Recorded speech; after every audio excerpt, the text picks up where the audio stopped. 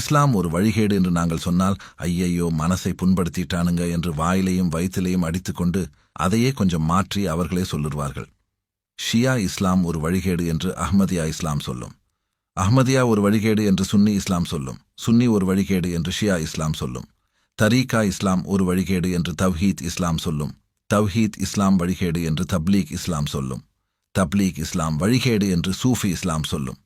சூஃபி இஸ்லாம் வழிகேடு என்று சலஃபி இஸ்லாம் சொல்லும். சலஃபி இஸ்லாம் வழிகேடு என்று பிஜே இஸ்லாம் சொல்லும். பிஜே இஸ்லாம் வழிகேடு என்று மதஹப் இஸ்லாம் சொல்லும். இப்படியெல்லாம் இஸ்லாத்தை பல்வேறு கூறுகளாக கூறு போட்டு வழிகேடு வழிகேடு வழிகேடு என்று சொல்லும்போது புண்படாத இவனுங்க மனசில் இஸ்லாம் ஒரு வழிகேடு என்று சொன்னால் மட்டும் புண்படுகிறதாம். இதெல்லாம் போதாது என்று குரான் மறுப்பாளர், ஹதீஸ் மறுப்பாளர் என்று புதுசா ரீல் வேறு ஓட்டுறானுங்க. அடே, நீங்க தனித்தனியாக சொல்றதை தாண்ட நாங்கள் மொத்தமாக ஒரு வார்த்தையில சொல்கிறோம். அரேபிய இஸ்லாம் வழிகேடு என்று.